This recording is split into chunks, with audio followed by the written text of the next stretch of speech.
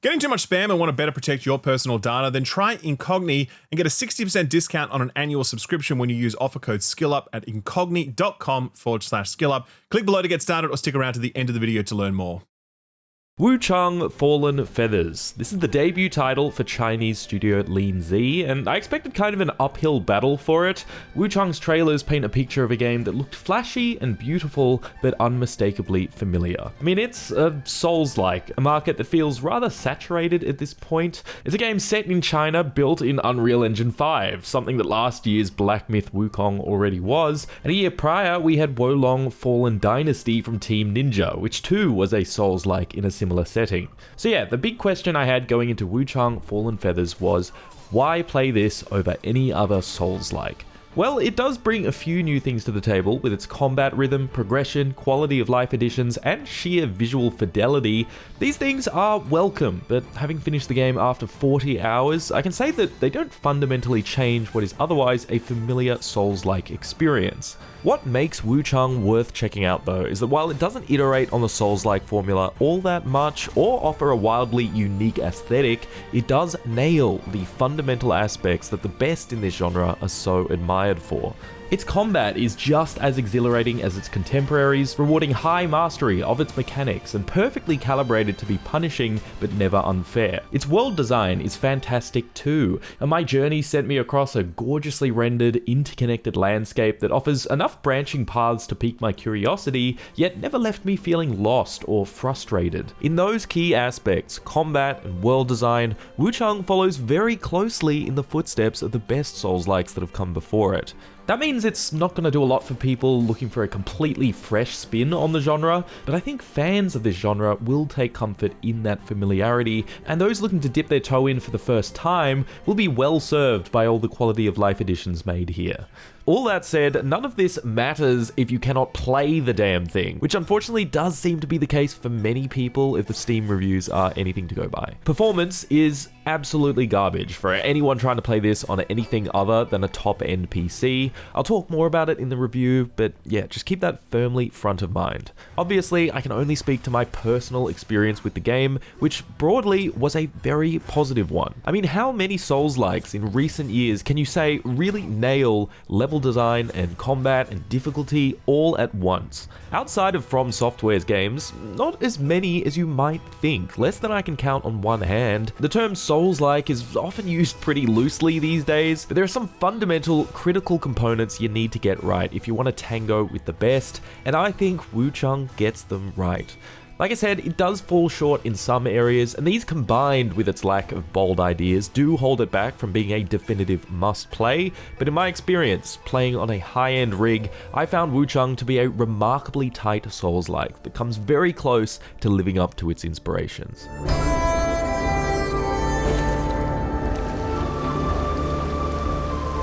Trust in the Lord, my child.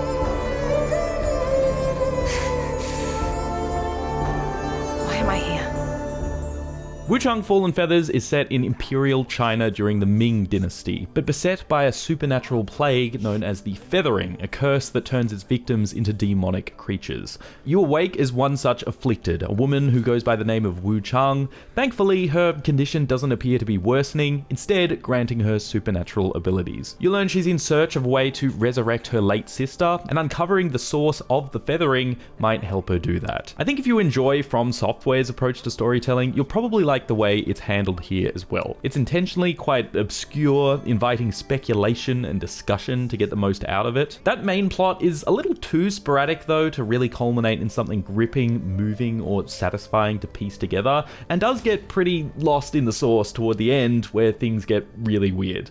At the same time, this is not uncommon for this genre. I'm not going to pretend like I understood basically anything that was going on in the lands between before binging Vati videos, but I do wish that main plot was a little more developed, might have helped it stand out amongst the crowd. The side stories are better though. Along the way, you'll come across a cast of other survivors in need of aid. While slightly underwhelming when it comes to tangible rewards, these quest lines are still worth pursuing. They can lead to optional areas and boss fights. Sometimes it results in these characters aiding you in an upcoming boss fight, which is very handy given there's no co-op or summoning systems here. Unlike the main plot, they often lead to quite a satisfying payoff too, many of which which can be swayed by your decisions, in fact. I also found them easy to follow, both in terms of their actual narrative and in how you complete them, as one of the many quality of life touches here are the fast travel locations showing you which characters have new dialogue, a nice feature that Lies of P introduced. But the real purpose of these quest lines is to send you to all corners of this sundered world. This is where I really got to praise the world design, and I'll start with the visuals. Between its lush forests, rotting prisons, derelict villages, and snow-capped peaks,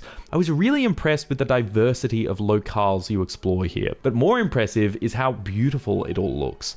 I know with the birth of Unreal Engine 5, we're getting a lot of similar looking photoreal games, but UE5 isn't just an instant good graphics button. There's still a lot of talent required to make use of its tools properly, to create assets that are as detailed as possible, to dress and frame environments in a way that looks natural and eye-catching. And the art team behind Wuchang have demonstrated such talent. YouTube compression probably isn't doing it justice, but this game looks so crisp, so vibrant. Wuchang really showcases the beauty of China's landscape and architecture, and it's that beauty, I think, that helps provide some sort of visual identity. There are definitely some pretty grim looking areas that dip into horror or HR Giga grotesqueness, but for the most part this world feels a little less dour, less oppressive than most other Souls-likes, which I personally found quite refreshing. On the exploration front, what I'll say is it's not as open as something like Lords of the Fallen, but not as linear as Lies of P. It sits in a nice middle ground between the two. This is one large interconnected map that smartly winds back on itself in unexpected yet convenient ways. Checkpoints and shortcuts are frequent. There are branching paths that can lead to some nice rewards, but even those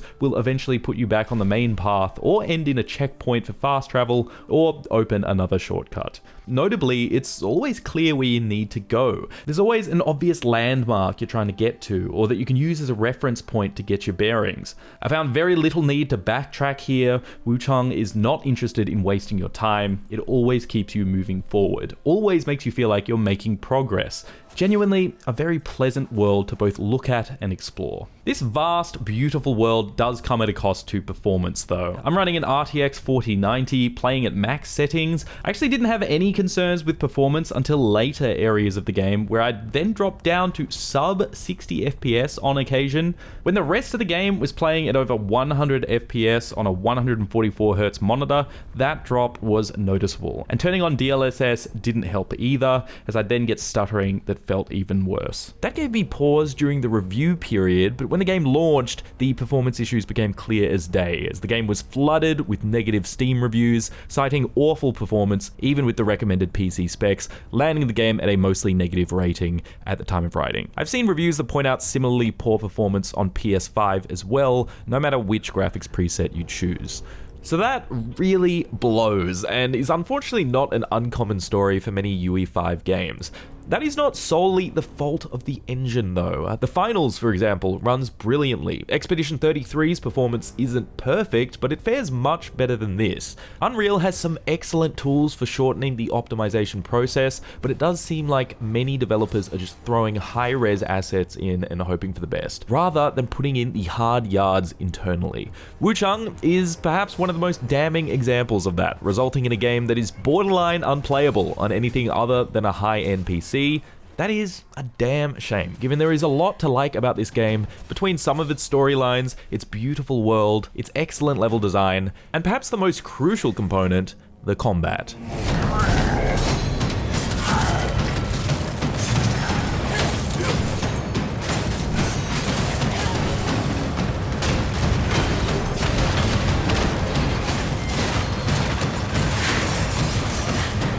If you're familiar with how Souls-like games play, you'll get to grips with Wuchang pretty quickly.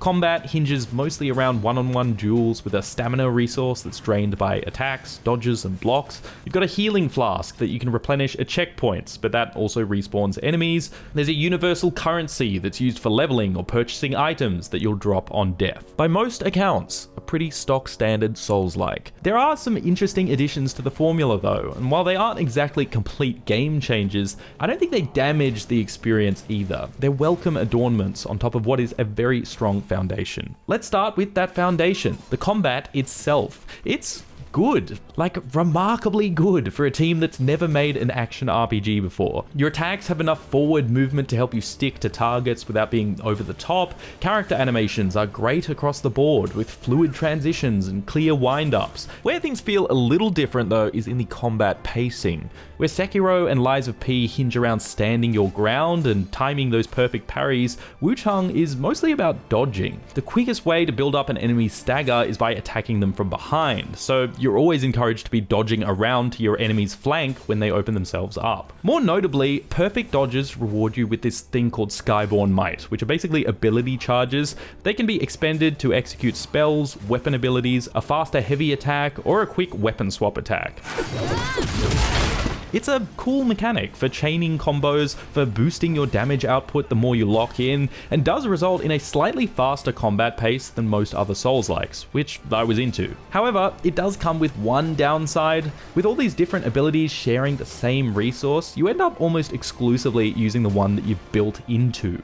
So for example, if I'm wearing items that boost the damage on my fire spells, I'd have very little use for wasting charges on non-fire spells or weapon skills. So I'd end up going into encounters basically playing the same way every time until I'm sort of forced to change things up. This isn't dissimilar from how other Souls-likes play really, but it is a shame I think, given how elegantly weaving all these different skills together might have coalesced to form a more unique, flexible combat loop. The main way you'll mix things up then is by experimenting with different weapon types. You've got long swords, dual blades, polearms, one-handed swords, and two-handers. Each have different movesets, but also alternate ways to build those ability charges that can drastically change up your combat rhythm when facing certain enemies. The longsword, for example, rewards patience, allowing you to gain an ability charge for every 2-hit combo, and can also be equipped with a generous parry, great when you're up against other sword wielders. Dual blades, on the other hand, incentivize all-out aggression, as your attacks can clash with the weapon of the enemy if timed correctly, reducing incoming damage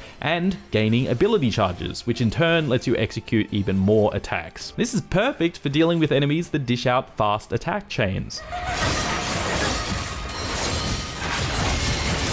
Each of these weapon types are viable and feel noticeably distinct from one another, but to push their identity even further, each weapon type has their own skill tree. This is another great addition, one that I think makes progression slightly more interesting than the typical stat allocation thing. Often in Souls-likes, you're kind of forced to choose between health or a stat to boost damage on a specific weapon type, and that never really feels great, especially when there's such incremental boosts that only start to feel significant further into the game. You don't have to weigh that opportunity cost here in Wuchang, because no matter which skill tree you go down, they all have nodes to buff things like health and stamina, and putting points into them is likely stepping you toward the stat nodes that scale that weapon's damage, or toward new active abilities to slot in. And like I said, these skill trees have been curated to help push those identities. So for example, the two-hander tree has more health nodes to make you feel like a brute, whereas the dual blade tree has more stamina to complement its faster playstyle. It's not a super robust skill tree or anything, but it's just enough, I think, to make investing into a weapon type feel meaningful without having to sacrifice sustain to do so. And what I love most about this skill tree? Free respecs from the get-go. No jumping through hoops or spending your hard-earned currency that so many other things are already fighting for. This is really a big deal to me. It totally changes how I engage with a game like this. It allows me to properly experiment with every playstyle in a single playthrough, or to completely change my strategy if I'm stuck on a boss and not feel punished for it. In a genre that's defined by its difficulty, giving me the ability to easily rebuild my character as many times as I want to contend with that difficulty is so appreciated, and something that I hope future Souls-likes take into consideration. Another little twist is this madness meter. It increases every time you die or kill a human enemy, and it decreases from killing monsters, or can be wiped completely by using a consumable token. It hooks into a number of systems, one of which being the combat. The higher your madness, the more damage you take, but the upside is that you also deal more damage, and hitting certain madness thresholds can activate beneficial perks in your skill tree, like for example giving your longsword weapon skill an extra fire effect. It's a system system that incentivizes high risk, high reward play, but it's also not calibrated so strongly that you're constantly battling with it. I was never like, oh shit, it's getting too high, gotta stop killing humans and farm some monsters to get it down, or anything like that.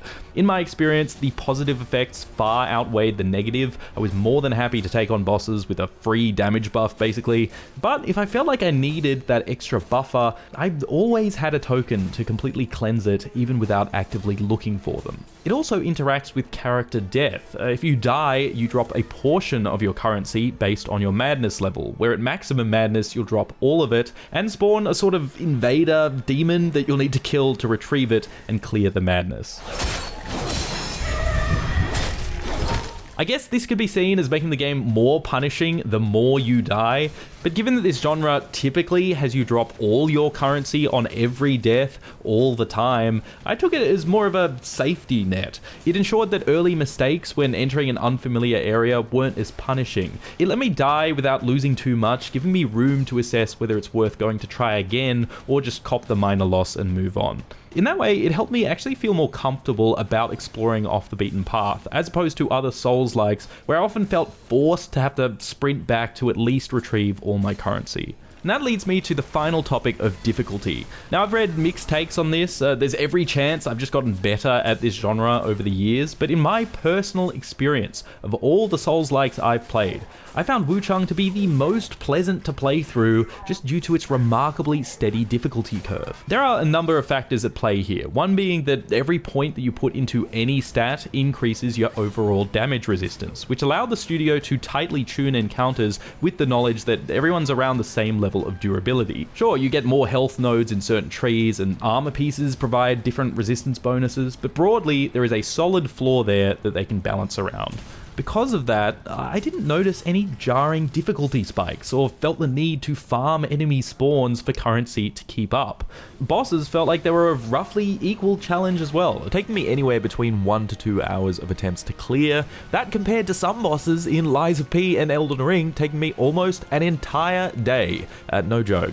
I think some people really want that grueling challenge, and I totally get that, but for me, Wuchang hits the sweet spot of being punishing, but not completely breaking your spirit.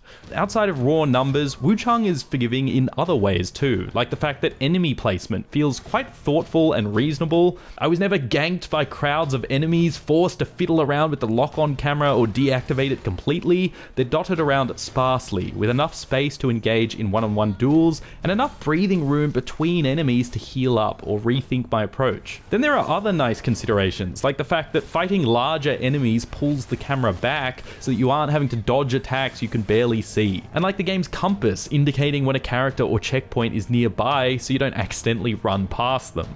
So yeah, Wuchang isn't exactly transformative, but I think it does offer just enough to make it feel distinct from other Souls-likes, and actually kind of make it hard to go back.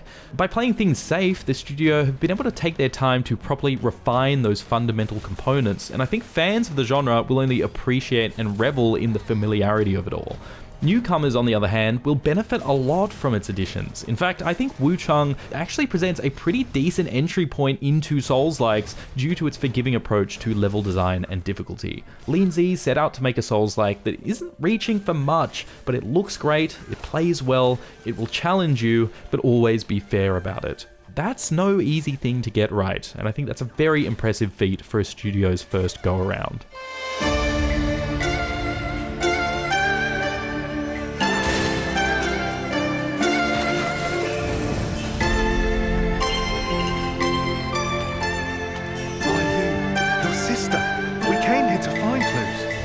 So that's Wuchang Fallen Feathers. This has been a rather glowing review, so let me just take a step back here so you understand why, despite all that praise, it's still kind of difficult for me to consider this a must-play. It's in the minor things, like the limited enemy design. Each biome does bring some new enemy types, but you'll find yourself up against a lot of the same human and zombie enemies right through to the end of the game. The soundtrack is also sadly forgettable. Minus a few exceptions, I don't think it properly leverages the Chinese setting, falling back on rather generic sounding battle music most of the time. Similarly, I think the bosses are decent overall, but only a few were truly memorable for their movesets and spectacle.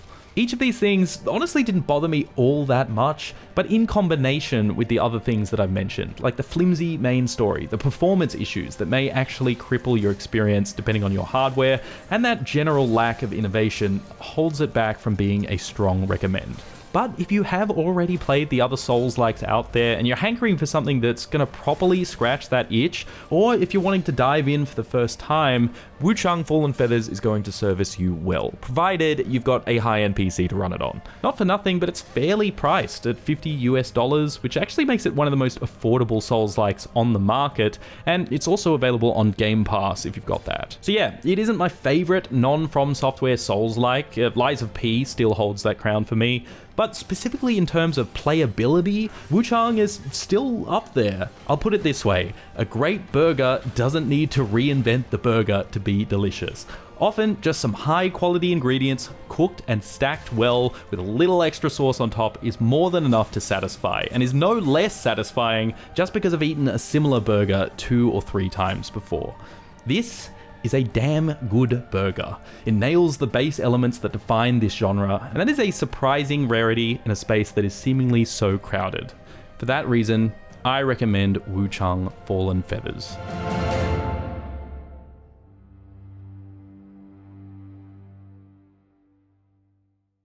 You know what sucks? Spam email and spam phone calls. And while I can't offer you a way to eliminate them from your life entirely, other than, closing your email account and throwing away your phone, I can offer you a way to reduce them thanks to this video's sponsor, Incogni. Sure, we know big corporations like Apple and Google have our data because we hand it over to them, but what you probably don't know is that hundreds of other companies that you've never heard of also have your data because it's been on-sold by various data brokers. These companies can then on-sell your data to other companies, spammers, or worse, malicious actors looking to use your personal data to commit identity theft. Now, the loophole here is that you can technically contact these companies and ask them to delete your data, but not only do you not know who has your data, but there are so many of these data brokers that it would be impossible for you to contact all of them. That's where Incogni comes in. You sign up, you enter your details, you grant it the required permissions, and after that, Incogni does all the work for you, sending out hundreds of automated requests to reclaim your data. Take me, for example. Incogni has sent out over 147 requests on my behalf, which has resulted in my data being removed from 138 data brokers. 138! I had absolutely no idea that 138 data brokers even had my data, and now thankfully they don't, thanks to Incogni. If I was to have submitted all those requests myself, doing all the paperwork and the back and forth, it would have taken me around 103 hours, making Incogni incredibly well priced given how much value it delivers. I've absolutely noticed a significant reduction in the amount of spam, emails, and texts I've been getting, and it just feels nice to know that my data is more secure since no one wants their personal information being held by some company that you didn't even know existed. It's super easy, super effective, and best of all, super affordable. You can use code SKILLUP at incogni.com/skillup to get 60% off an annual subscription. Take your personal data back and get a 60% discount while doing it by visiting incogni.com/skillup and using offer code SKILLUP at checkout. Thanks Incogni for sponsoring the video, and thank you for watching it.